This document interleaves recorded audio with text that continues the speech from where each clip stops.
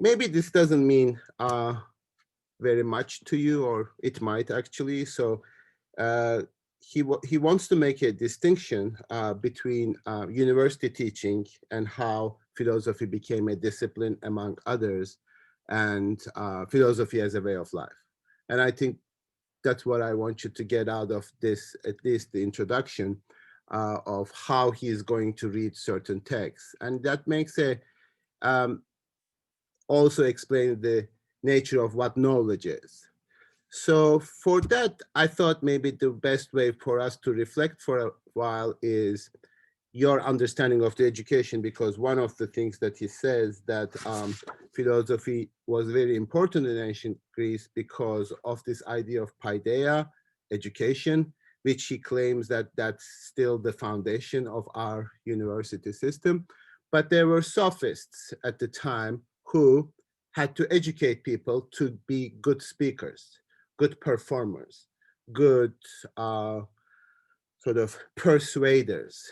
And that was necessary because that was still a kind of democratic, quote unquote, still, problematic, but democratic process in which you have to convince other people. So sophists like us would charge you some money, which, I mean, not directly anymore, but still, and teach you how to be.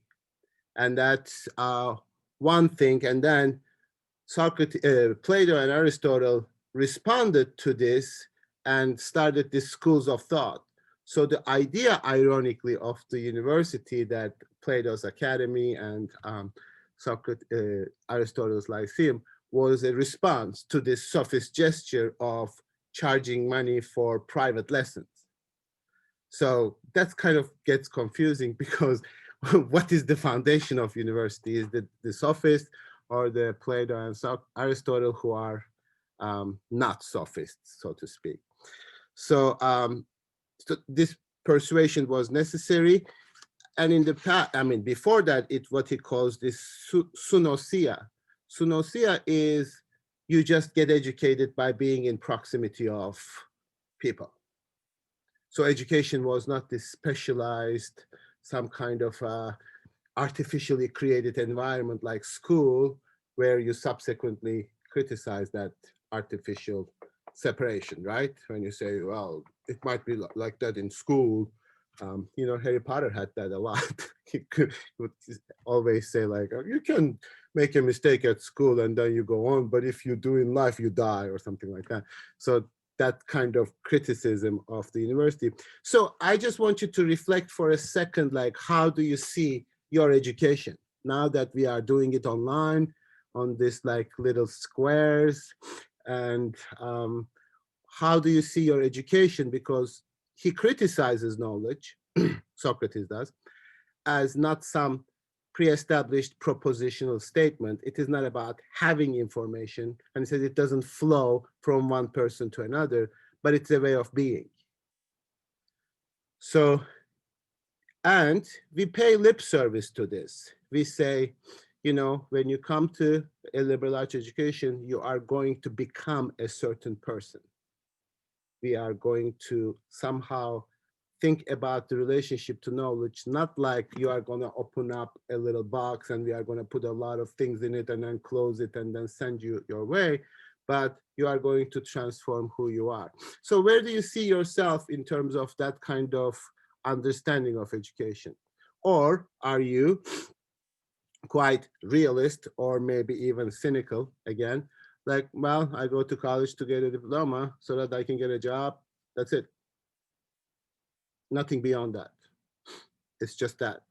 And we are just like playing these word games in terms of awakening the teacher within and having integrity and peace and justice and all these values that Erlem pontificates about. But ultimately, I'll give me my diploma and send me my way. Yes, Olivia. So I think I fall somewhere in the middle here because I don't feel like I have a purely cynical attitude toward liberal arts education. Like, I am genuinely interested in the things that are taught at Earlham, but I also I don't believe that through a liberal arts education I'm going to like become a more virtuous person or something like that. Like I don't think it's going to change anything about my moral character. I'm just going to be exposed to more new ideas. Okay, well, are you going to, do you think you are going to have a better life? And by better life, of course, that's a very questionable what that means, because we understand better life for the most part almost exclusively in terms of success, money, Yeah, reputation. I have no idea. I mean, what I wanted to do since I got here was go on to graduate school, and that's what this is allowing me to do. But whether that will provide me with a better life, I think remains to be seen. Well, is it possible that there might be a different kind of understanding of what better life is? What is that? Like what in terms of education? What does that do? I mean, I think that like the first argument you could make is like a negative argument, basically saying like, well, a better life is not being a graduate student because it consumes an incredible amount of your time and mental energy.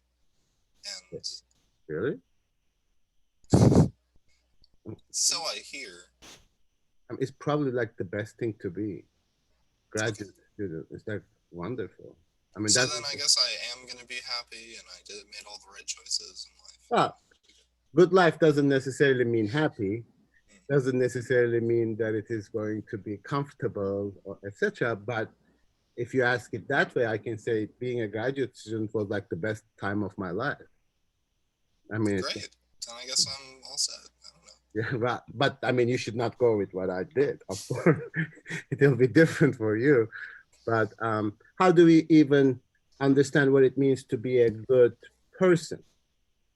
Now, we are very kind of allergic to that because it sort of maybe suggests that you are being good at the expense of other people and you are going to like, if I'm good, you're bad, and pretentious, virtue signaling, and all that. So we don't want that, and we don't believe a school can do that.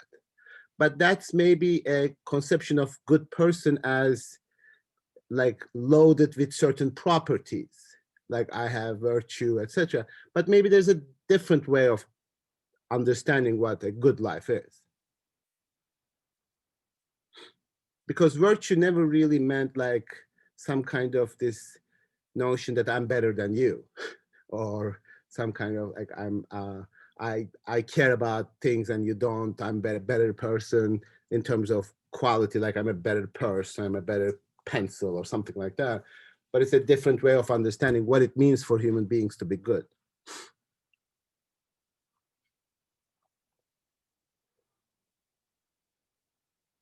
So what do others think about your what are you doing here?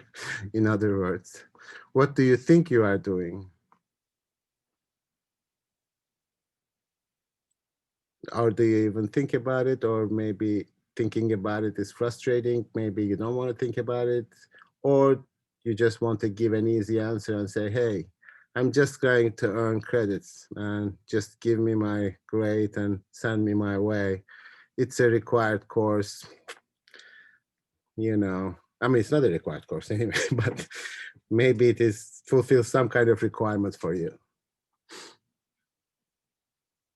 Do you have that kind of cynical attitude towards your education? Cynical again in quotation mark. In which case, you know, you can get a better education. Well, not a better education, but you can get like a cheaper education for what you are looking for somewhere else.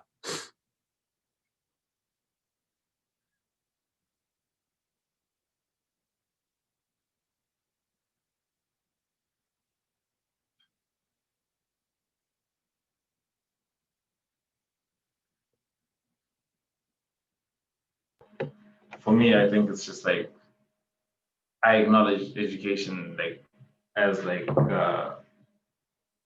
just like a stage like before getting a job. Like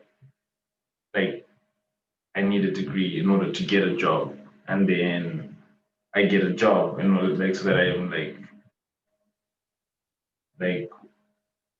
I'm stable like financially in life and everything like that. So like that's kind of like how I look at education, and I also feel like in terms of like education as a whole, it's more like the softest way of looking at it in terms of like we're paying people to get told something, and we become the people that like they want you to be and things like that. So that's kind of like how I understand it. Okay.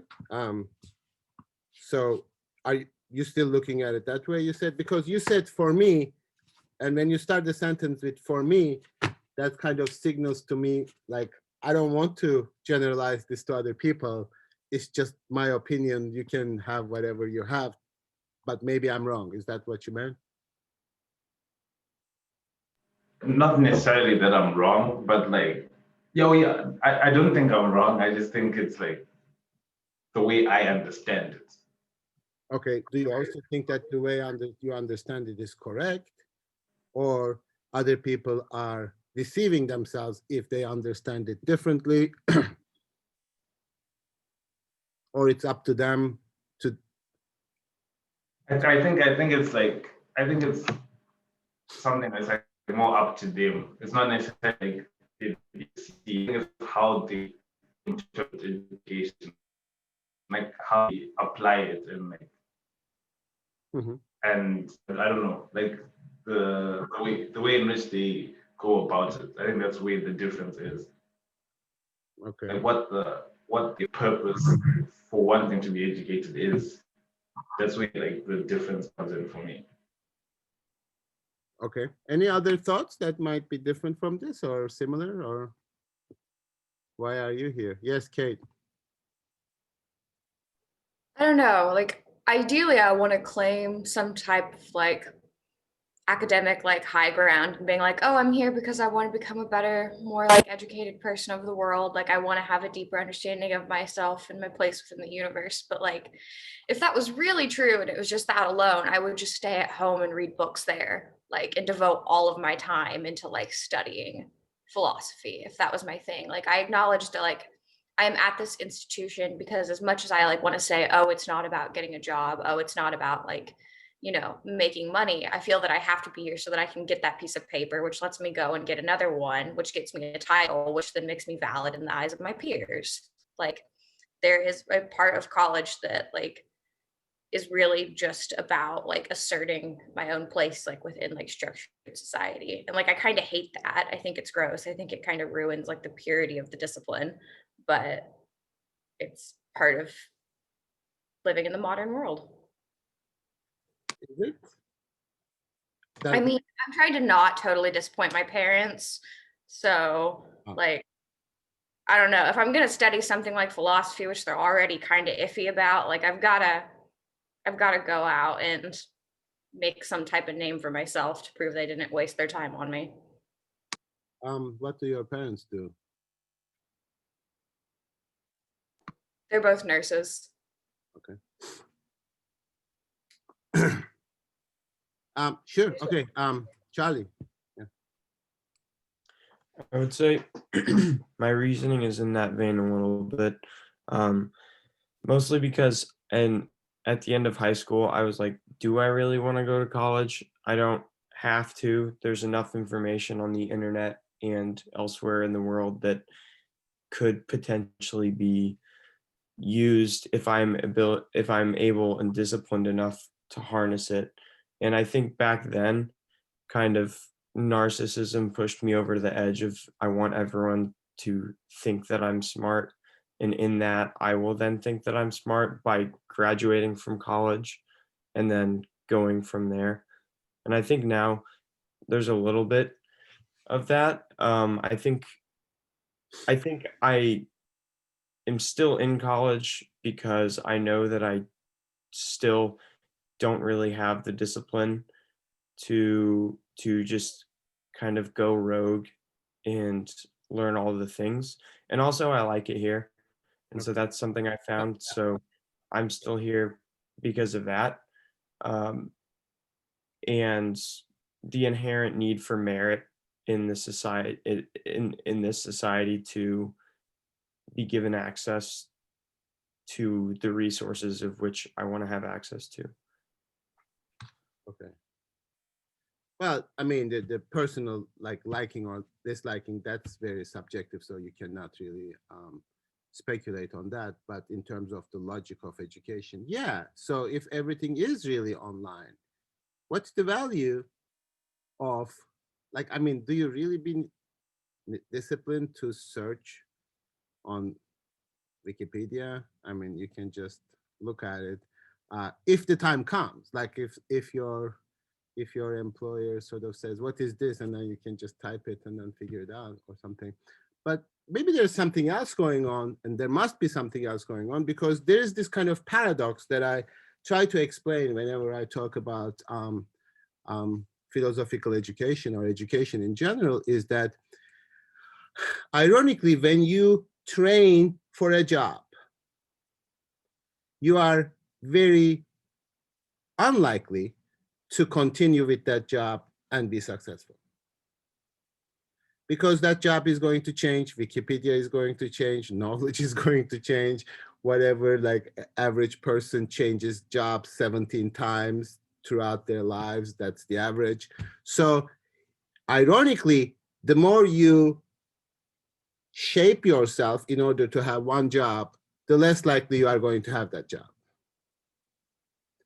And this is like in the long run, not immediately. Maybe like what they are looking for is just that immediate person that graduates from college, and then that's what they hire, maybe. But that's sort of, that bears with the empirical data.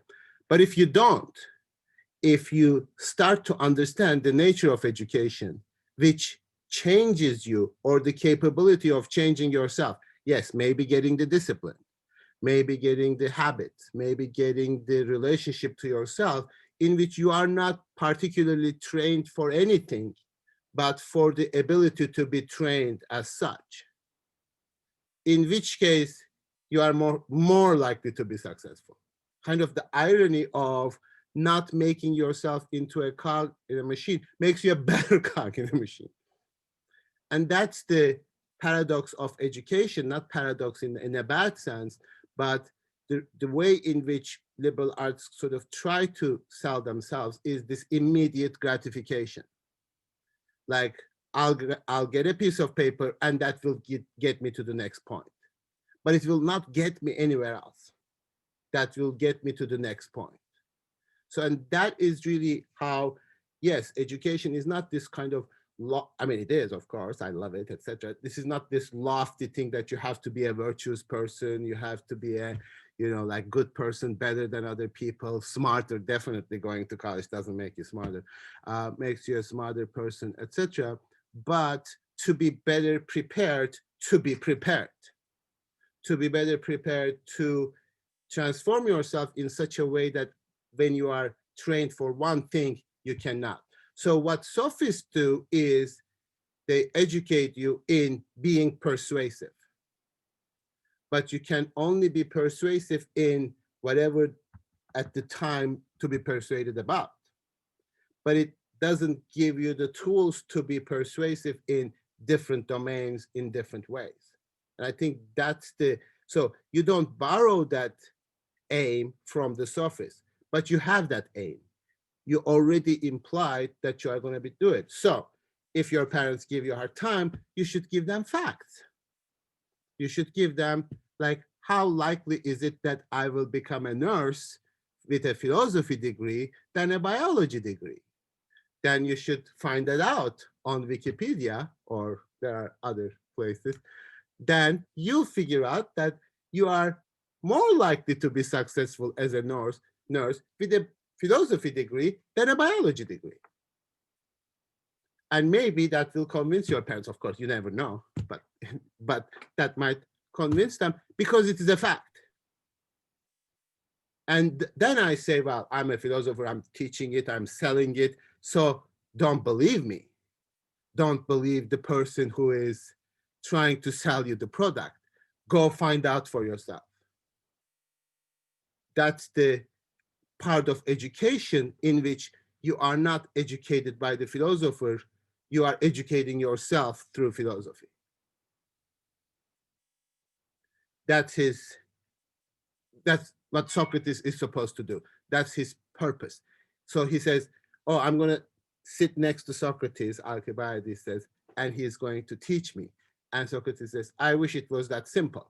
I wish it was a vessel, that you were an empty vessel that I could pour in information. I mean, definitely Wikipedia is better in that, right? But it is a way of you trying to find out knowledge for yourself,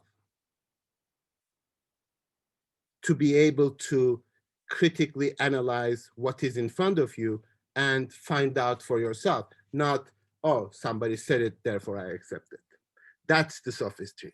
Now, that's a subtle distinction maybe, but it's a very important distinction that you need to think about, that what you are getting from your education. Because if you are getting knowledge, like information, it feels good.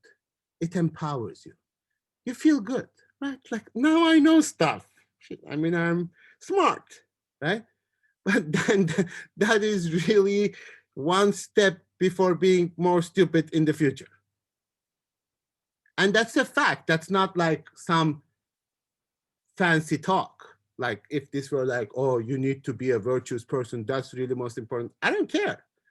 It's still what is true, what is the case. And well, as long as that is the case, because more and more people are not looking for cogs in a machine, but those who can become different cogs in different machines. And that's really the value of education still, in terms of market value, by not trying to have market value. By obvious, I mean, let me put it this way, by not actually working exclusively to have a market value. Now, again, as a critical thinker, you should not be convinced of this. You should be like, why is he saying that to me? Is he onto something? Is he trying to? So you need to figure this out for yourself. You need to find out for yourself, because you are investing not just money, but time, emotion in this system. Like, you might be as whatever as you like about it, you are still spending your life, your time, your whatever in this institution. So maybe it will be a good idea to find that out. So this is what I would, when I read that, that's what education is about, not just opening up an empty vessel and then pouring in information. And that's the love of wisdom, in a way that it is not prepackaged or capable of carried out in terms of even reading books or learning information.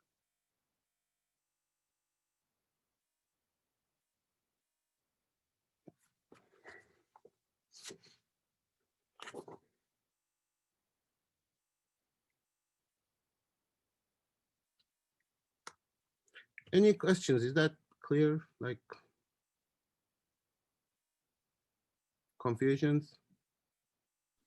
I guess the only thing I was thinking about when you said that, that we should, find knowledge for ourselves is, why are we here then? Like, if we can do that on ourselves, like by ourselves, why are we in college paying for this if, like, at the end we should do it by ourselves? Like, how do we reconcile that? Well, I mean, nobody can answer that for you, but there are two issues here. One, as Kate and Blessed indicated, you live in a society and you need the piece of paper. That's one indication. That's sort of opening that initial door, maybe, or whatever it is. People seem to say like, oh, you have college degree, which they are going to purchase you more likely, right? And that's we all know that. I mean, that's what Kate called the reality of modern life. So that's the first indication. But secondly, are you getting anything here in the college that allows you to think about it in a different way or not? So are you being more disciplined? Are you being more inquisitive? Are you getting more joy from knowledge? These are maybe secondary questions, but those are also things that you need to think about. And to be perfectly honest, I don't know. I didn't pay for college. I wouldn't pay. I didn't have the money to pay for college. So I can't really answer that for you or like individually. But structurally, those are the two general strands. Like, which way do you go? So if it is just a piece of paper, but it should be a good piece of paper. You also know that. Like, it's a more prestigious piece of paper and less prestigious piece of paper. That's for you to think. All I want is for you just to think. That's it. I'm not telling you like this is what you should think, but just think about it.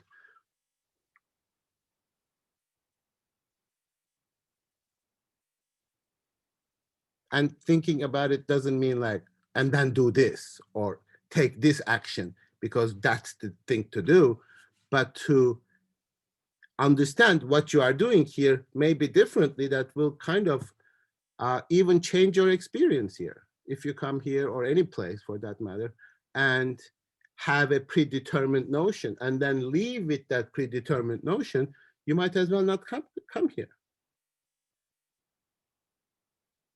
I mean, people love that. It's like, I always wanted to do this. And it's like, good for you. So why do you bother me?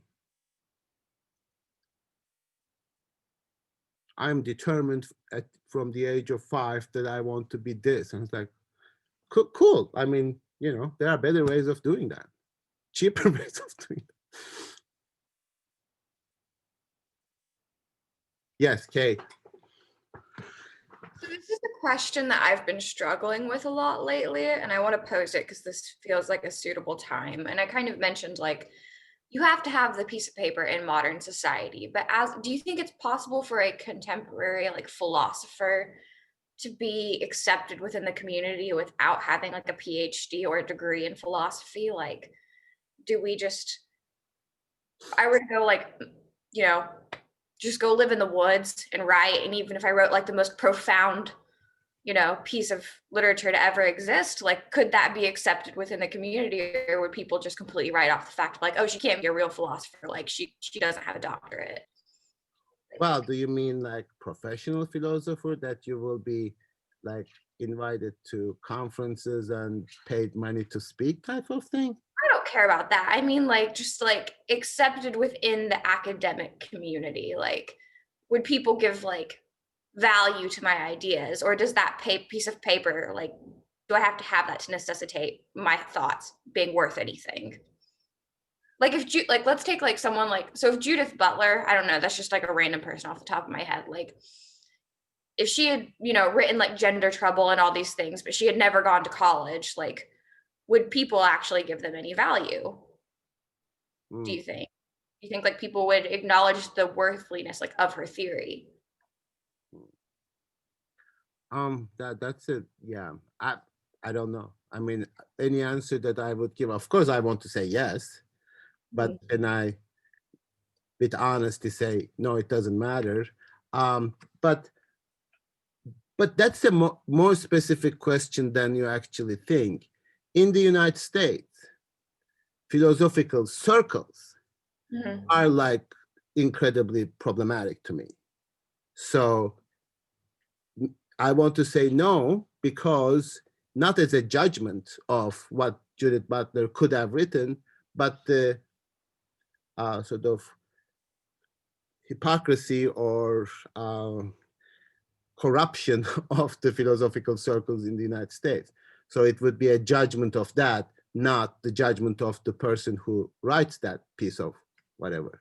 So therefore I want to say no, because it's so corrupt. It's like high school. It's like, you know, sort of like, oh, I know you, you know me, you kind of, but in every profession, academic profession, it's a little bit like that. It's sort of like the cool guys, cool kids, and the not so cool kids, and then nerds who actually care about philosophy. It's like, who cares about them?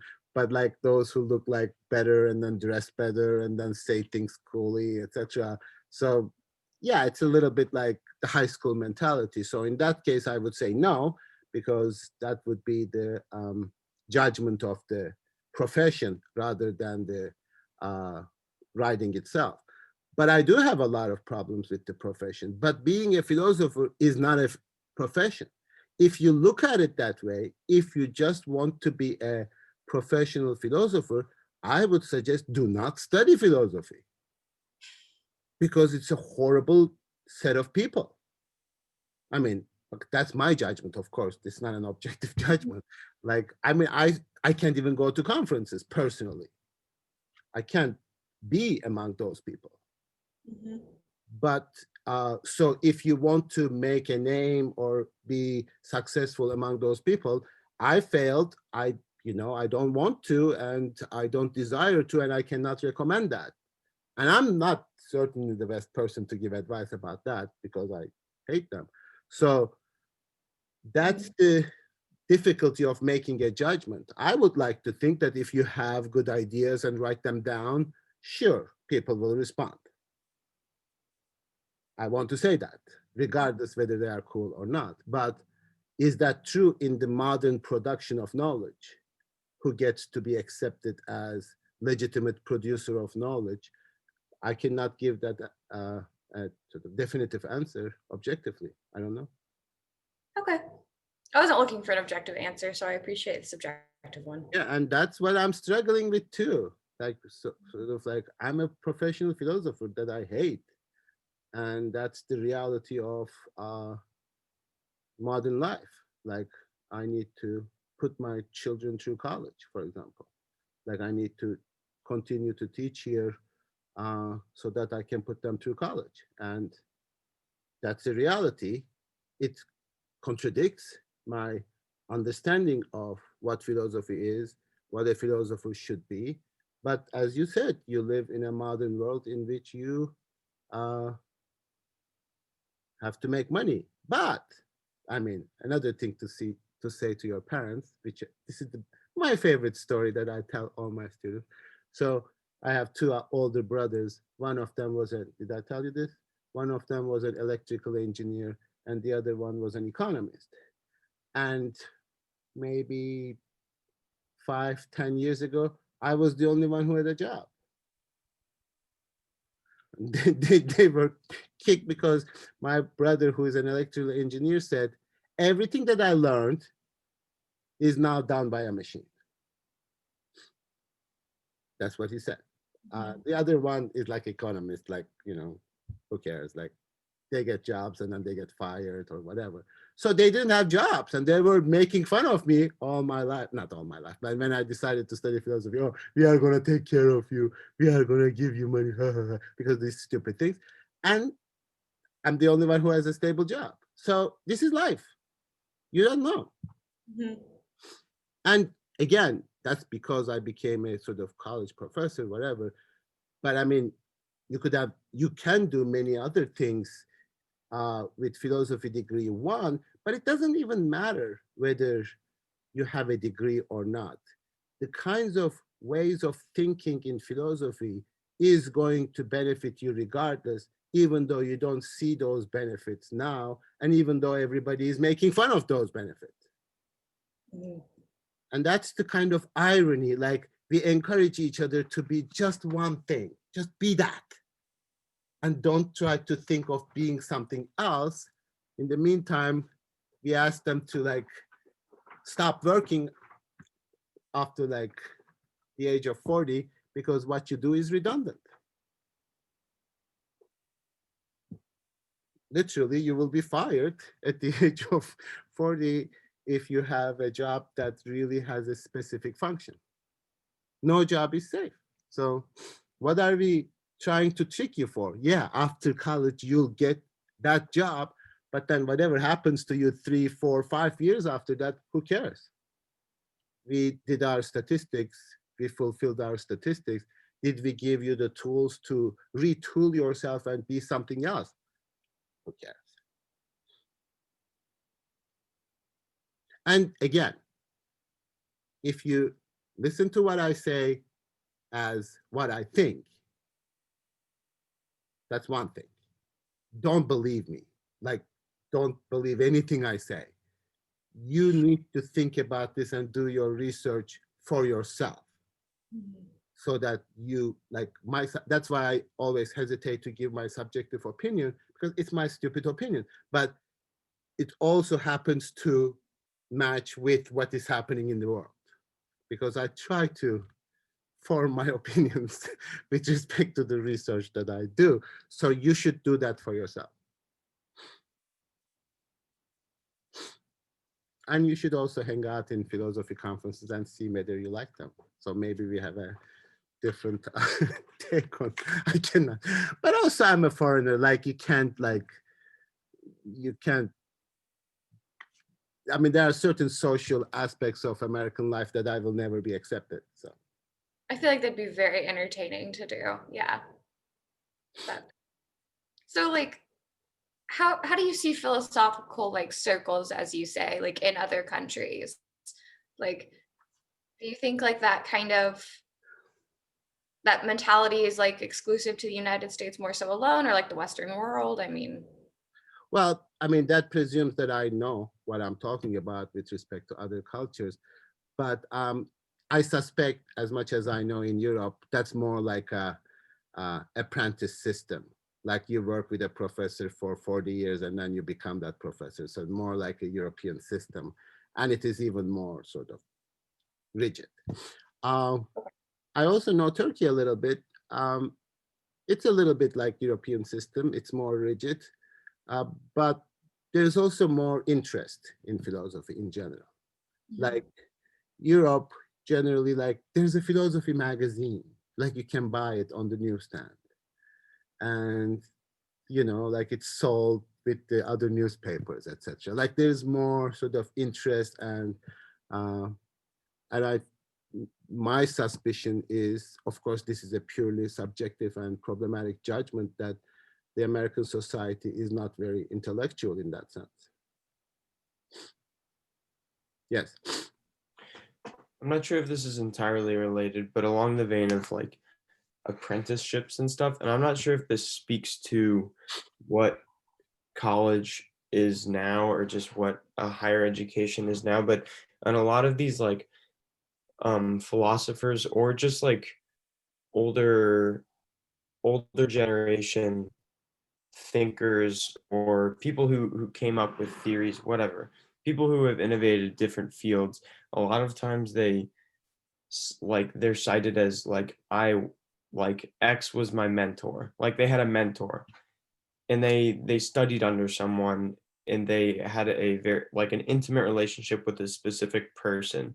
And as someone who's been in college for 3 years, like I have not experienced that at all. And I don't know if other people have, and if I'm alone in that, and what that really means. But I've thought about that a lot because a lot of these successful people have like cited that, like, yeah, I learned so much from this person who took me under their wing, and like, is how important is that, and what does it mean that Well, I have not experienced that at all? that's exactly what he refers to as sunusia, that kind of, you just learn by virtue of being in the presence of another person. No, that's a really good question. I don't know. What do you think? Like, usually that is now someone who tells you like you can do anything you want. That kind of like talk, like give you confidence, like you're wonderful, you can do whatever you want, and you go like, oh, I love you, of course, this is wonderful. Yeah, that's how, yeah, Olivia. I mean, in my academic experience, finding those like mentor figures has been important. Again, just for like I need recommendation letters from them. Like it's a process thing again, where you're kind of expected to have It's a little mentors, even cynical though. understanding of mentor, but that's cool. Yeah, well, that's the thing, right? Because I feel like the way that classes are taught in an undergraduate institution is not conducive to mentorship because it's not this one-on-one relationship that you have usually. Like I had to go out of my way to like find like research internships and things. Like it wasn't just like oh, I worked with this professor in my, you know, electricity class, and suddenly like they've taken me under their wing and they're gonna help me out, you know. So I don't know. It's weird. It's a weird thing where the system is not designed for mentorship, but then we expect people to have mentors anyway in order to be like further successful in academics. That's very interesting that you say that at Earlham College, which has relatively less students and incredibly more relationship between students and the faculty than any other factory of a university, where you are in a class with 300, 560, blah, blah people, in which case, I mean, you are absolutely right. But even when you feel that, and you have experienced that, in a place like Earlham, which is supposed to be exactly the opposite, that because it's small, because it's intimate, you have much more of an occasion. Like okay, maybe I'll be a little bit hyperbolic here, but during my undergraduate education, I never really spoke to a professor. I didn't. Like maybe one day somebody called me to his office, this guy who's like, oh, your paper was good here. That was it. Otherwise, they would post our grades on the wall and we would just look at our grades there. I never really talked to them. So like what mentor? You are absolutely right. But here I feel like, you know, people's like, oh, I want to talk with you. And it's like, fine, cool. Like, yeah. So again, I'm not criticizing what you say. You are actually indicating a problem, which is a huge problem for what we call educational system of university. Yes.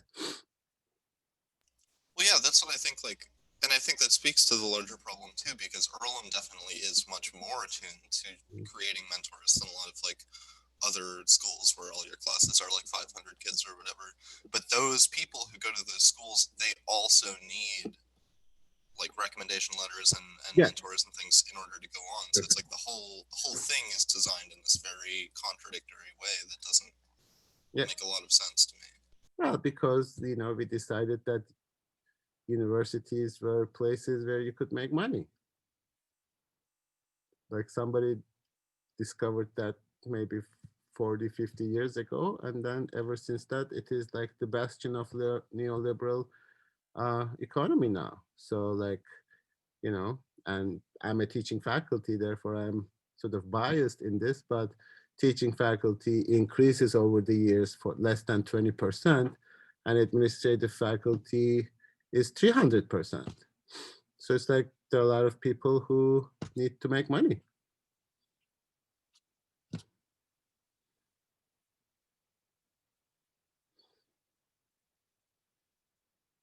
So then you can say, well, oh, what good does it do to me to think about this?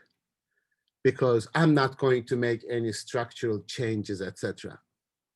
And you might, this is what we also teach you at Earlham too, like you have to make like grand scale, world changing, world shattering changes, etc.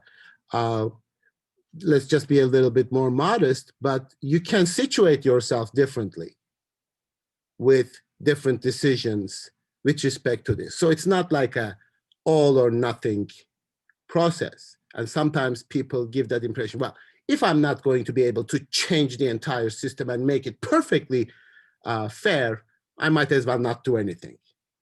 It's like, well, there's a lot to do in between and a lot to think about how you situate yourself with respect to this. So like, if you are not changing everything, why change anything? And it's like, no, I mean, I can change this much. I can change my relationship to it. I can do this or that. It is not kind of this daunting task of like, if you don't make the world a better place, you might as well just drop out or something like that. So that kind of thinking, this oppositional thinking that you put on yourself sort of makes your life a little bit more difficult, I think. And it's like, so you're always like, what am I doing? I'm terrible. Or, oh, I'm wonderful. Everything I'm doing is great. And it's like, neither. You are kind of in between. Everybody sort of is. You just want to move towards that a little bit, which is, you know, still better in terms of your life. So So in other words, it's not like a binary oppositional structure.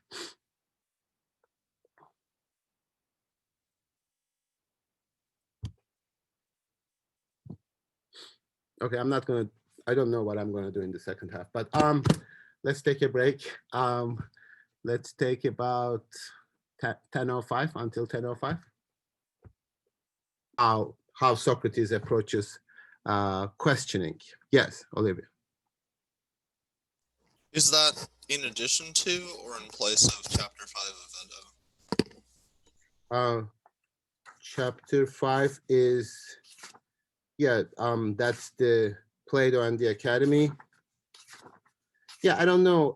We'll start discussing Plato and the Academy soon, but if you haven't read it, chapter 5 yet, read Euthyphro instead, rather than doing chapter 5. But we already read chapter 3, and then read chapter 5. So it's sort of, we need to read them together so for them to make sense.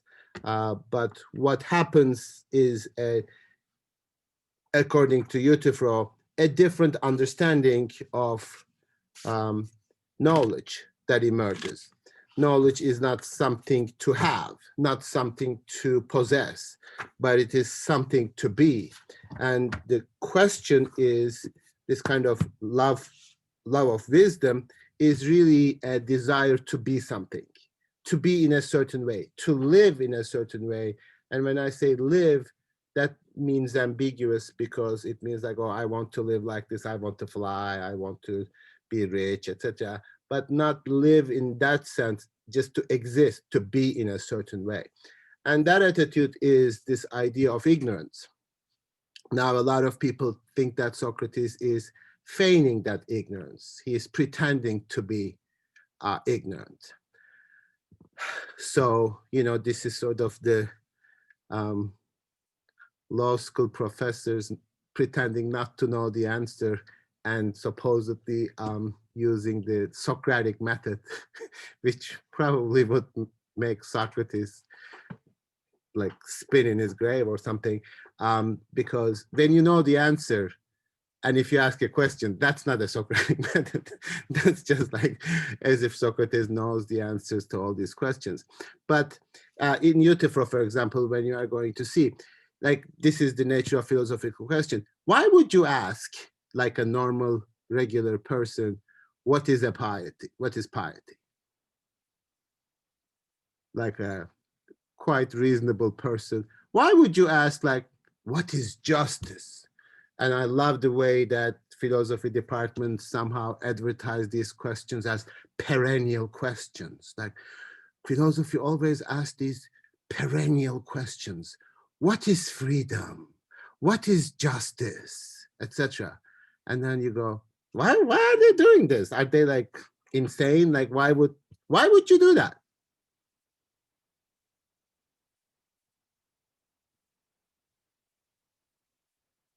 Yes, Rance, do you have something?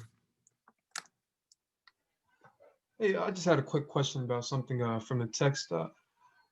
So are we focusing on wrong problems in society? Because he brings up the example of individuals that we know how to fix brought the example of like knowing how to fix a roof or something, but we don't know we don't know what justice is. So should we be valuing our definition of justice, or?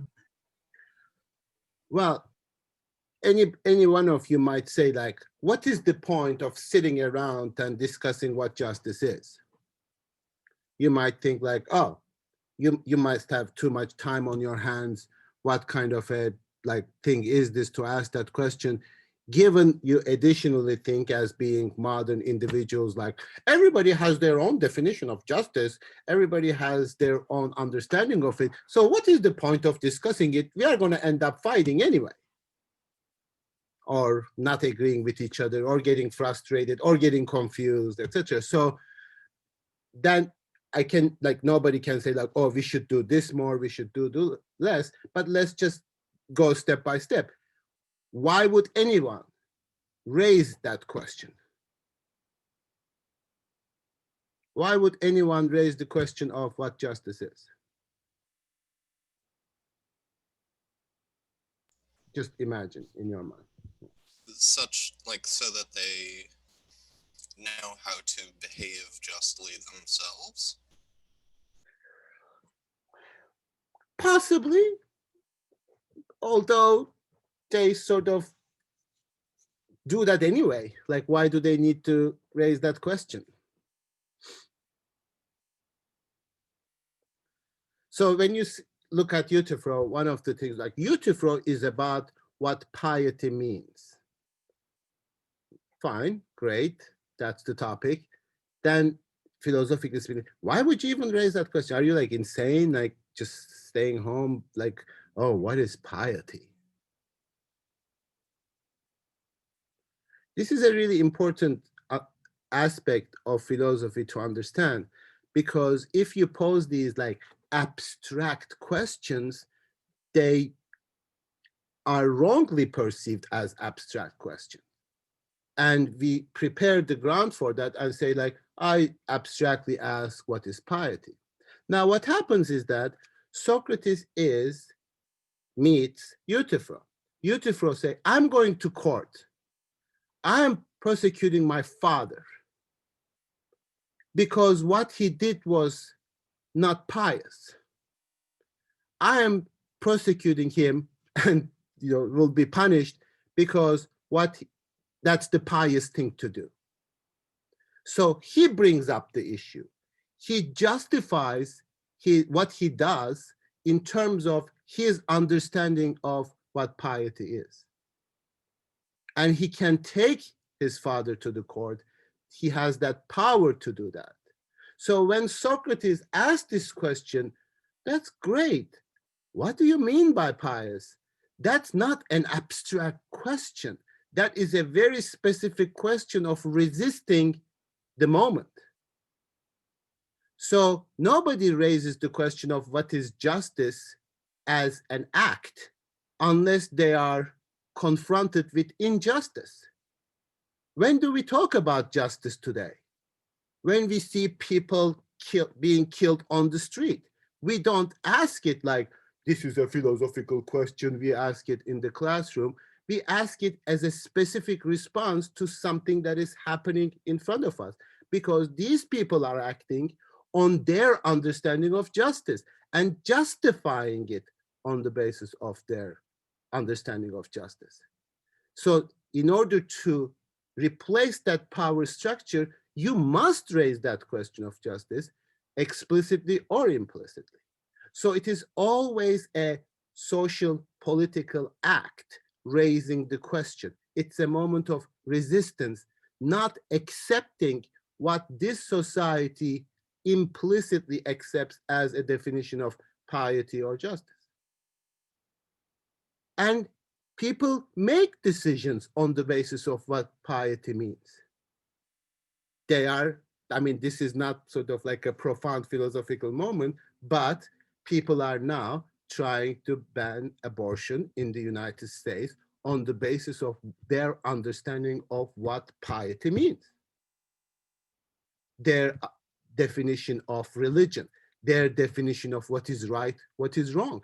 And that's going to have a direct impact on your life. You might choose not to talk about it. You can say that's an abstract discussion.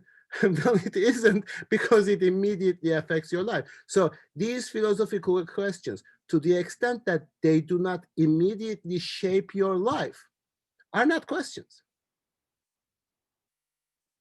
They are irrelevant because you get the impression like, oh, I asked that question abstractly, which is really not allowing you to see that there is a concrete answer to that question that is already shaping your life. Why would I ask the question of truth? Yeah, well, because they are telling you what to do in order not to die on the basis of their understanding of truth. A lot of people, not all, but some, believe that science in society has a privileged access to that truth. And you should do what they say because they are telling the truth. To the extent that if you don't, in certain parts of the world, you might be punished for not doing that. Then when I ask the question of what is truth, this is not just sort of like a abstract gesture than to resist the immediate impact that it has on me. But studying philosophy is allowing what kinds of values, definitions, understandings, presuppositions determine your life, whether you are aware of it or not, and most of the time you are not aware of it.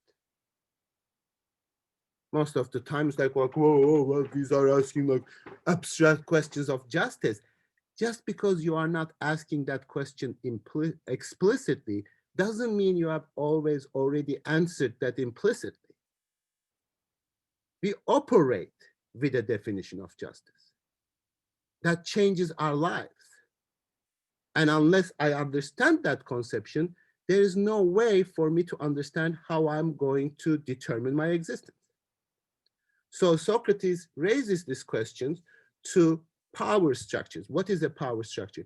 Is a definition of what justice is already determining the way in which things are going to function in society. So Euthyphro, a relatively powerful person, can prosecute his own father because he believes that it is pious. And Socrates says, excuse me, so what do you mean by that? And then he cannot explain it. And that's really the always implicitly oppositional character of philosophy. It should not ever take the side of the power. It should always take the side of those who are questioning that power. Question has that aspect. Answer is what power produces. For yourself too, like whenever you want to provide an answer, you are trying to provide power, sometimes for yourself.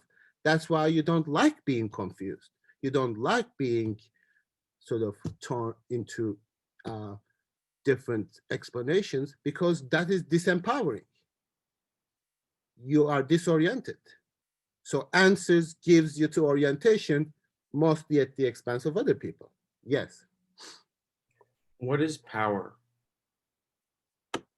Power of influencing other people to do things that they wouldn't otherwise do sometimes. Now that's one definition of power. Not a Foucauldian definition, but prosecuting your own father is an exercise of power. Or telling you what to think, how to behave, how to act, manipulating your emotions so that you can act in a certain way, manipulating your desires so that you can purchase certain things, manipulating your fears so that you go to college and spend a lot of money, manipulating your love for each other and make money out of that. That's all power. Yes, Rand. So another quick question. So does Socrates ever get happiness? I mean, because he always seems like an individual that's focused on other individuals. I mean, if we just look at it, I mean, I think different parts about the text, he says, he's always questioning. I mean, he's always questioning. That's what he mainly does. But he's not really. I mean, but if we keep going, because he says something like the poor and the rich have the ability to use my service. I mean, so what is he getting out of life? I mean, or yeah, something like that. Well, that's really like the ultimate question of what is a love of wisdom? Like, what does that mean? Like, to live like that? What does it promise? Now, the paradox of that question is that whatever you answer, that is going to be more valuable than having this life. namely happiness, is he happy? That would mean being happy is more important than having this life. So the explanation, the answer creates the hierarchy that he doesn't accept. So he says, no, I'm not particularly concerned about being happy, because maybe being happy under present circumstances is actually inhuman. Like, don't be happy. Like, do I consider myself to be worthy of happiness? Like, should I be happy? Of course, I can be very happy. I can just rob a couple of banks, get a lot of money, and spend that, and then be extreme. And like, is that the point of life? And if that's what you are working for, what is happiness? Is the satisfaction of all, most, if not all, of my desires. Should I satisfy my desires? No, I don't feel like in this world anybody deserves to satisfy their desires while other people are suffering. So maybe happiness is not, no. So I don't know. I don't know as a person, Socrates, whether he's happy or not. But Okay, so is it more of like so is he aiming for progress or perfection? Or is he trying to get to that absolute state of happiness? Or yeah, I mean, so should we be happy inside the world? I mean, as individuals, because living in times right now, there's so much things to be unhappy about. So should we be living for the moment, or should we be living so that future generations should be able to experience life right now? well, do you want, like, I don't know about Socrates. I don't think that he values happiness over wisdom. So we'll try to figure out what wisdom is. But if you ask me, to me, happiness is an ideology. Like, people, we are so pushed, somehow required to be happy, try to make ourselves happy, and then everything else in the world is happy. So it is your job individually to produce your own happiness.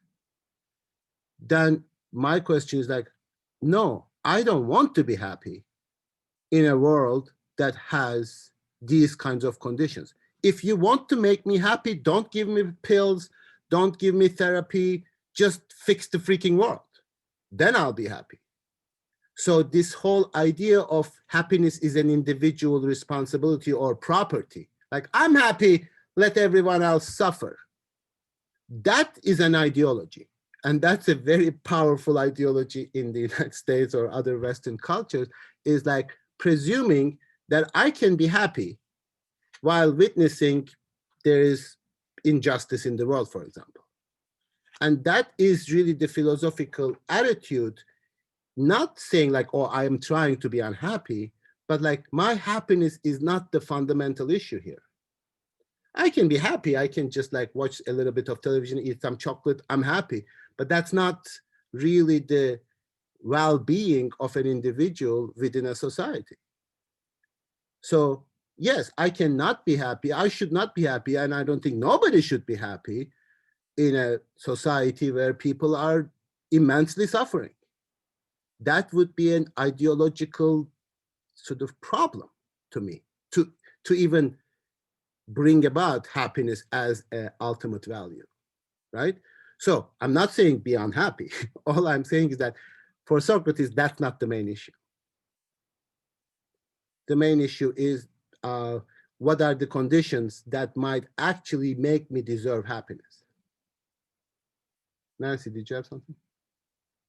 Yeah, couldn't it be that a society of happy people would mean that they put more kind of work and effort into creating more equality and that kind of stuff? Like, if you're unhappy because the world's bad, then you might also not have any motivation to be part of changing it. Sure, maybe that's true. Like, I don't know how people define happiness. Everybody has different desires, therefore satisfaction or desires will be different. But yes, when we look at happiness as a zero-sum game, that my happiness is predicated upon your unhappiness, because happiness is a scarce property, as economic theory indicates, then my happiness depends on you being unhappy, because I'll get more, you'll get less, because it's the satisfaction of desires. I don't know. I don't know how people define their happiness, but that's not really something that you can answer. But just question, why is it that I'm responsible for my happiness? That's an ideology. That's like, you know, whatever the world is, it's up to you to be happy. It's like, what the hell? That's just meaningless talk. Like, of course, I'm happy when things are good. And I'm not happy, not because my serotonin level is not proper, but things are shitty. And now making it my problem, you just leave the entire world out of it. Yes, maybe in a society where people are more equal, more cooperative, that I don't see the other people as my potential enemies, but as a part of a community, which is not artificially created by paying money, but like a community, then maybe I'll be happy. I don't even know how I'll be happy. That's also still a question, because all the ways that I tried so far, I mean, not me personally, but people tried so far, don't make them happy. Yes, Olivia. This is also what bothers me a lot about ideologies that center around personal withdrawal, and kind of like, you have to go within yourself, you have to find inner spiritual sort of peace or whatever, because it's sort of explicitly leaving behind the rest of society. Like, you're saying, like, okay, fuck everybody else, I have peace within myself. And like, that always, I don't know, that drives me crazy, that it would be like some sort of major ideal of you know, how you're supposed to exist in the modern world. And like, yeah, I feel like Yeah, the main thing should be trying to help other people materially, not trying to help yourself spiritually. absolutely. I mean, that's also like, let's make it, you didn't do it, but let me make it a little bit more provocative. Like, you know, people talking about racism nowadays, today in society, is like, go look deep into yourself whether you are racist. Question yourself and see whether you have some racist DNA stuck in your brain somewhere. Do an individual analysis of that.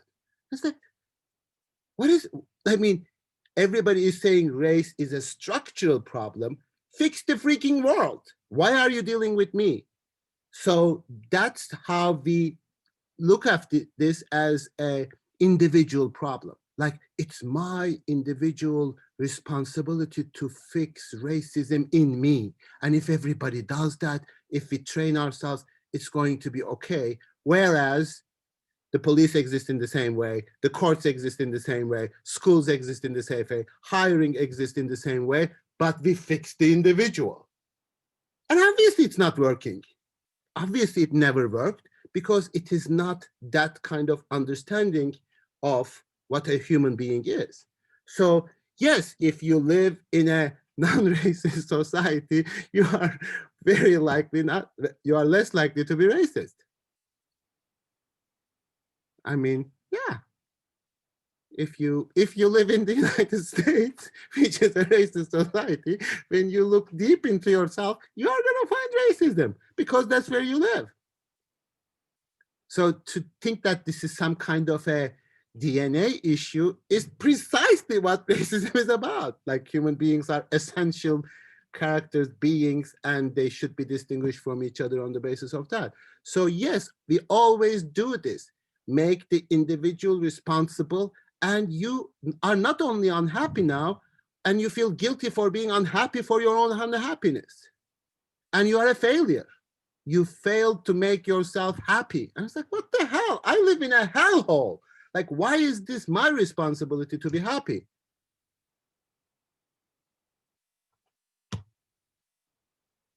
I love these discourses like in society. It's like, it's all the matter of perspective. How no? What the matter of perspective?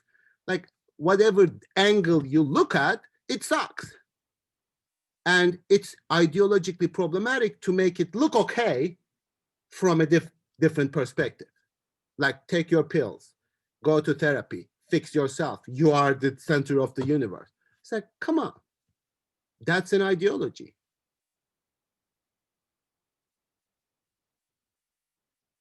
And that's what philosophy is about, to question that ideology of the power, in the sense that when Socrates is asking Euthyphro, what is piety? This is not some abstract exercise of, you know, we are really curious about certain concepts, etc. It's like, what the hell are you doing? Think about what you are doing. In the name of what are you doing it? With kinds of values are you doing that? And these values don't need to be like virtuous values and blah, blah values. What are the values of our society? And by values, I don't mean what people believe in, but how they organize their lives. Like, what kind of values does the university perpetuate? It doesn't matter what it says. It perpetuates the value of money. Yes, Olivia. I mean, you're saying all this stuff, but did you hear that, like, Steven Pinker or whoever the fuck said that the world is better than it's ever been? So the world is better than it has always been. Yeah, okay. Then, then I have a higher standard for happiness. Yes, I would probably be happy if I live under these conditions in the 15th century. Yes, that is true. Like, if I could like travel really fast, I mean, that's really sort of my, like, how would I be happy if you put me in a time machine and send me to 19th century? Like, then I will feel really good because it sucks there. So like, people take days to go to other places, and I would feel really good about myself. Yeah. I just think it rules whenever someone who's like buddies with Bill Gates is like, you know, actually things are great and the world should stay exactly the same. Oh, is that the person who said that? Yeah, I didn't. Yeah, Well, you Stephen can make that argument. No, I mean, it is true that our material conditions, in general, like an aggregate, might be, I don't know. I mean, I need to look at data for this, and I need to understand how people were living at the time and what their needs are, etc. But it doesn't matter, because desire and satisfaction of desire is always a relative process. You are always going to be sort of happy depending on how you are sort of dealing with your desires. So now, like, a cell phone is an incredible desire for a lot of people, which they didn't have that desire in 19th century. And they didn't have the problem of fulfilling that desire. So that's why, I mean, I always have issues of people making judgments about the past in terms of happiness. But again, sure, you should also be thinking, you know what, I'm fine. Individually, I'm fine. I mean, I have food in front of me. You can think that. That's perfectly fine. That also gives you a perspective. Like, this is not about how individual reacts in terms of happiness, etc. It's true. You can be happy. You have food, you have shelter. That puts you ahead of millions of people. Just be thankful and shut up. You can say that. But is that happiness? Well, yes, if I look at it that way, in that sense, it might be a question of perspective. But I can still criticize this general attitude of making the individual responsible for their happiness. If they don't have food, if they don't have shelter, if they don't have health issues, if they don't have confidence, if they don't have like trust in the future, they cannot be happy. Whatever pills you give to them, whatever therapy you provide for them. And that's the reality. That's the criticism of society conditions and the values that we perpetuate rather than the individual. So for Socrates, it's not someone that you should imitate, like in terms of like take as a mentor or something like that, although a lot of people did. But there is a sense in which that attitude can infiltrate into your life at different levels. So, I mean, my thing is that you are already philosophical, whether you like it or not, whether you accept it or not, whether you've heard of philosophy or not. And it penetrates into your life to varying degrees already. So it's not a question of like having a just exclusive lifestyle, like you can do this, because one of the things like I always say to people is like, what do I do with philosophy as a degree? And I say, anything, anything. But you can do anything. Like, what can you, and if you answer the question like you can do this, then that's one thing. What can you do with computer science degree? You can work on computers. That's what you can do. But that's it. That can I like plant vegetables? Like, no, not with that degree. That's the distinction. Yes, Kate, sorry. I just kind of wanted to ask what you thought on like the nature of Socrates' death. Like, I mean, you're sentenced to death for corrupting the youth, and then you end up drinking, you know, hemlock to kill yourself. Like, is that a noble death for a philosopher? Like, within the idea of like, I don't know, like kind of like you said, like, you know, with other degrees, okay, you may not have a job, but no one's gonna like totally probably ostracize you or like force you to kill yourself because like, you know, we've been working on computers. But when you're working in something with thought, in something as dangerous as philosophy, like, should the end goal to be to like pose a threat to society? That sounds very kind of over rationalized, but like just thinking on Socrates. I don't think he wanted this. And he, I mean, we can read the apology and his response to that too. That's the second dialogue after Euthyphro. And he claims, actually, I was doing a service rather than posing a threat. And that's really the sort of questioning authority is dangerous only from the perspective of the authority. Questioning authority is problematic from an already established power structure. So he says actually he's doing a service to the city because no city should be ruled by one established authority, because that's, you know, the problem for him, because they pretend to know what they are doing, but they don't.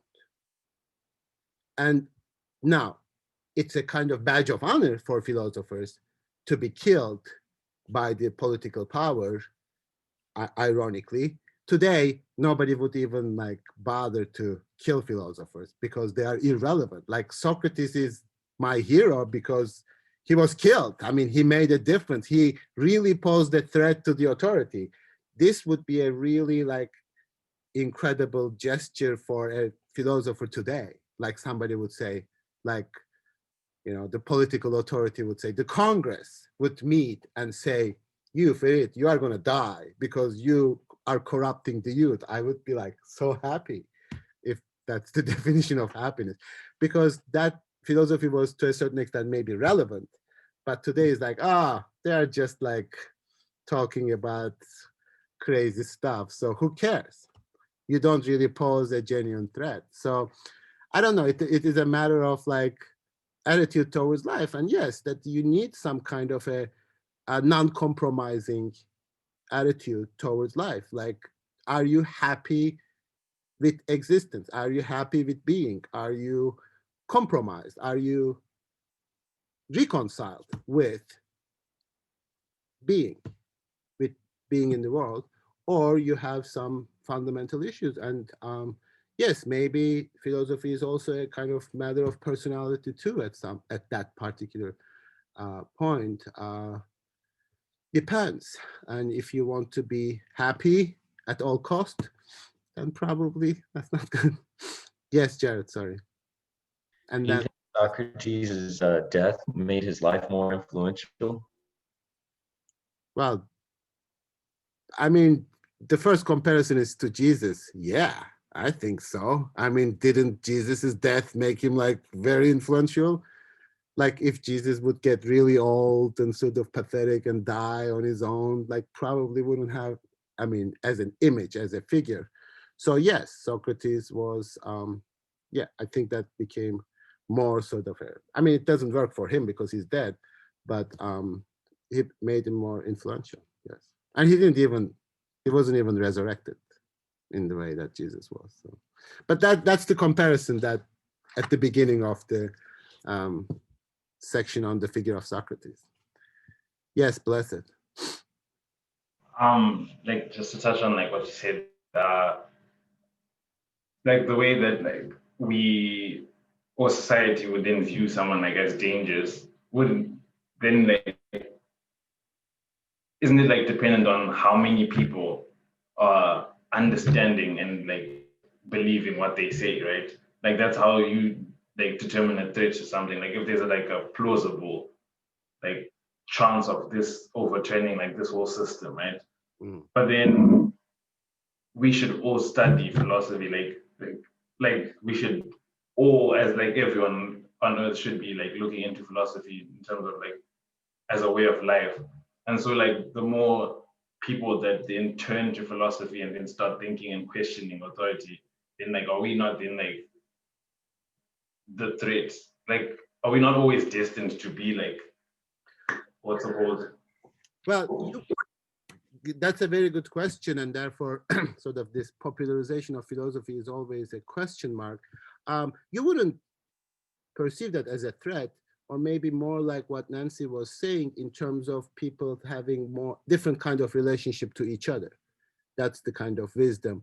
So maybe if we are not philosophical, our attitude towards each other is much more adversarial than it needs to be. But the other problem of institutionalizing philosophy or any kind of oppositional discourse like Marxism, etc. I mean, you teach Marxism in the university. So what you are really doing in modern society is to localizing the threat. So if philosophy is discursively a threat, the society, the power structure can boast even more. Look, I let them live.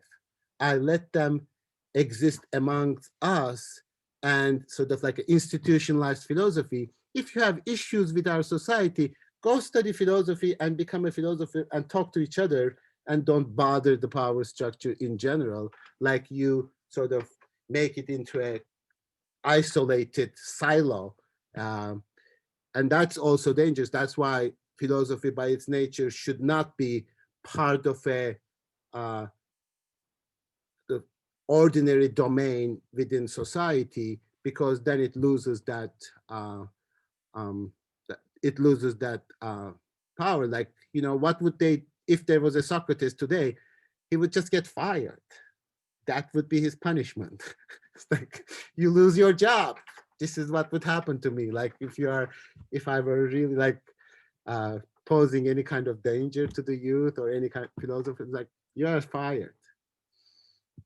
Then you are sort of beyond marginals, and then nobody will give you a platform. You would never talk.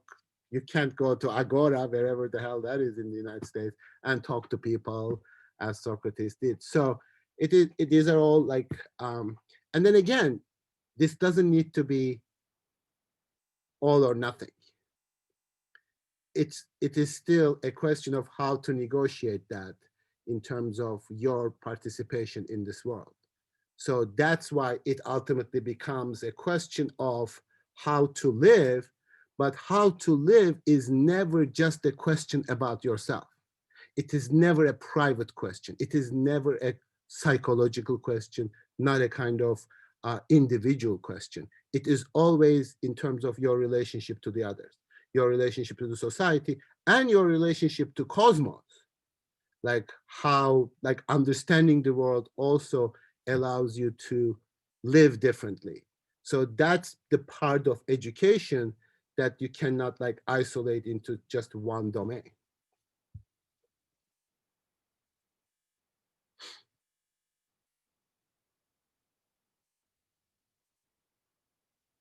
I'm really curious what you are thinking right now. Yes, Rand.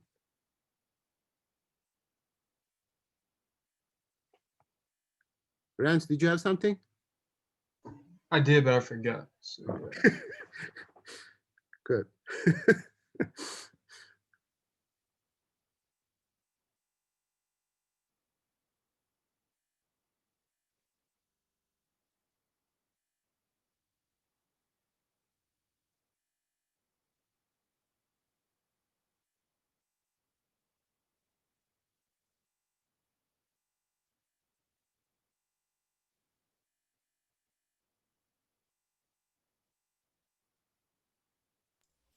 I'm honestly just still thinking about the phrase, if Socrates were alive today, he would just get fired. That's one of the funniest things I've heard. Well, I mean, it's like, isn't that like social death? Yes, Rand. I think I remembered my question. So it had to, I mean, it was on the, it was along the lines of, why do we always, so should we be valuing philosophers and individuals today, or should we be looking at individuals that have already, I mean, that have already died? Should we be cherishing individuals? Because as we brought the example of Jesus Christ, how he has been more impactful, influential. I mean, after his death, and we also look at Socrates as well. So should we be? I mean, it always goes back to philosophy. Philosophy with the idea of it being that we are that I mean that our message continues to live on even after the death, shows that how impactful and how influential and things like that. So so yeah. Good question. I mean, of course, I cannot provide an answer at all, because it's like a huge historical and counterfactual question. Although, like, do you think that we would be better or worse off if we had read more like Plato's dialogues than the Bible and the Quran and the Old Testament? I don't know. Would we be better off, like as a society, that we read more reflective and philosophical texts than dogmatic texts? I mean, I don't think anyone's going to start a war over the allegory of the cave. I mean, like, Oh, you can't imagine how philosophers fight again about the allegory of the cave. oh, like, no, like fight, but I just don't, no, like the debate, there's a difference between debate and a war. Like, there's not going to be like, just like how there's holy wars, there's not going to be like Plato wars or anything. Like, No. at least I don't think there would be. You are absolutely right. No, I'm joking, of course. But yes, probably. Although, like, the irony is, of course, Plato influenced a lot of ideas within Christianity too. So that's the difficulty. But yeah. But how can we value, I mean, individuals like Nietzsche? Because I mean, inside his book, he said individuals. What is it that? It was something. It was something. What was it like? Like in some of his classes, there would be no. There would be. I mean, some of the professors told other students not to take any of his classes. So, how do we get rid of that sentiment towards ideas such as that? Well, again, like, if you are making a judgment about Nietzsche, for better or for worse, it's better to know what he actually said. So those professors who told other students not to take Nietzsche never really read Nietzsche. So that's the paradox of it. Like, if you read Nietzsche, maybe you would not make that judgment. And it didn't work. I mean, obviously, people read him. So that maybe speaks to the this paradox of academia, which is supposed to be a more radical questioning structure, becomes itself a power structure and protects orthodoxy and accepted views rather than innovation of ideas. So that is a problem. That's how modern society deals with the explosiveness of ideas. They make them study in academic context, and then people argue about them all the time, and it doesn't have any impact on society at large. So it contains that. So yes, academy can become very conservative and tell people not to read Nietzsche, but only read certain things. So that's a problem. And that's why professional philosophy by its very nature is problematic. It works against itself. It sort of undermines its own value. Kate, I hope I'm not convincing you of something. No, I'm just saying, like, should I just become like some like Diogenes-like figure and just like live in the streets then and like eat out of the trash and like stuff, like as a like to be like a philosopher if professional philosophy is so messed up, like, you know. Well, I mean, just because you study philosophy, you don't need to be a professional philosopher. But I want to be though. Well, then Right. it's good. Then don't be like Diogenes, but be prepared that you are going to meet people who are like, gonna, you know, be different. Okay.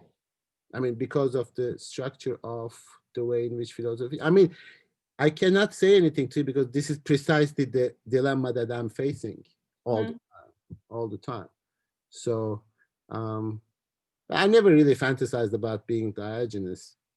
I mean, my fantasy is like sort of more like, I don't know, going up somewhere isolated sometimes. So Okay. Do you think that, I mean, obviously this has to be, you know, a subjective answer, but do you think there's any hope for kind of saving philosophy from what it's become in like the modern world? only to the extent that there is a hope saving modern society. Yeah. Dark. Okay. Yes, Olivia. So, I mean, I'm not trying to be like do like a gotcha thing, You but got me. I know I- I don't want to. I guess what I'm wondering is like, But I'm going to. Okay. no, that's not. I'm joking. Go ahead. So like when you talk about the fantasy of like kind of wanting to like withdraw and go off somewhere isolated, like I guess my question is like how do you use philosophic discourse to challenge power structures if you're sort of withdrawing yourself from the society wherein those power structures exist? No, you're absolutely right. It is totally, you got me, which is true. And I know that wasn't your intention, but still, because I also read psychoanalysis, and fantasy and fulfilling of your fantasy sometimes is the definition of nightmare. So it's not something that you actually are pretty clear about what you want, what you desire, what you wish, what you fantasize about. So that would give me a maybe personal satisfaction of being separated from the conservative tendencies of society that reduces philosophy into a sort of inane discipline. But on the other hand, it also is a judgment about the status of philosophical discourse in modernity, so that it is not having the same impact that it used to have by being professionalized. So that gesture, like if everybody were to do that, if everybody could do that, it would be good actually. That's my fantasy. Like just if everybody sort of lived like this chill out life without killing each other and demanding money and recognition from each other, it would be chill.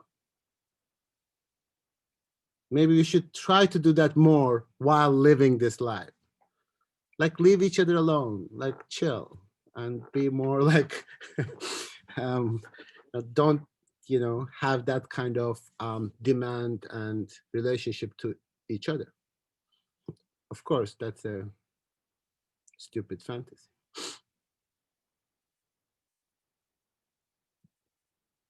I mean, much worse than Diogenes living in a little box in the middle of, like,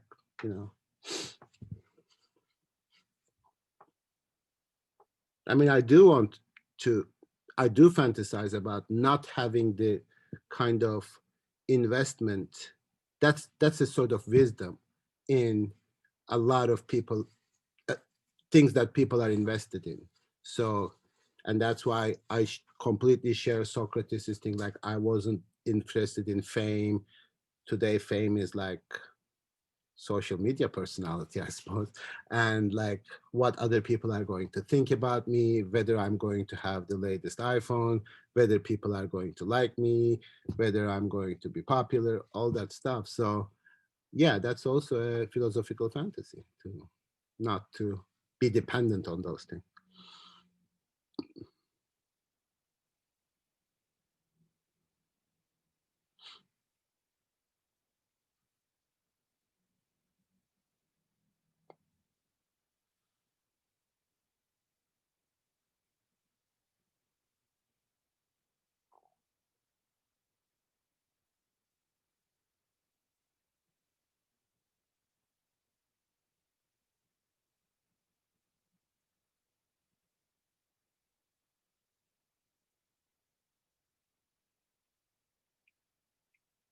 Okay, I don't know what people who are doing the protocol do with this class, how they would transcribe that.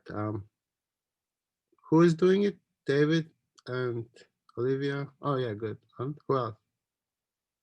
Keith, you're next? Okay. Okay, so we'll discuss a little bit Euthyphro next time. Just like I set it up already, so it's not going to be very difficult.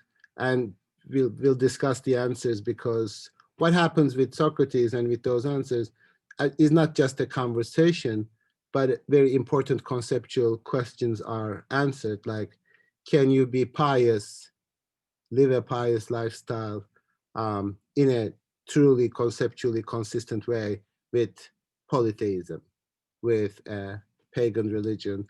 Or does that question in and of itself, the desire for human beings to be consistent, leads to monotheism, and that there should be only one God? Because if you are listening to many gods, there's a conflict, and you don't want conflict. So these kinds of conceptual questions will emerge in a supposedly innocent discussion between two people at the steps of the courthouse. So I read Symposium with a couple of people in this class, maybe one, actually, I don't know. So I don't want to go back to Symposium, although his personality is described in terms of Symposium in Pierre Hadot's essay. So if you are curious, please go ahead and look at Symposium, but we are not going to discuss it in this class. So from Euthyphro, we'll probably look at Apology a little bit and then jump to Phaedo. So. And also you did Apology with other people, maybe, I don't know. What did we do in introduction? Okay, there's, how many people? There's Blessed, there's Nancy, there's Kiet, Caitlin. What Plato did we do in, no, that you were in the other introduction, the last introduction. Did we do Meno from Plato? Yeah, we did Meno, yeah. Okay, so we are not doing that at all, so that's cool. Yeah, it's in that 5 dialogue, but we are not going to discuss it. Okay, so hope you feel better.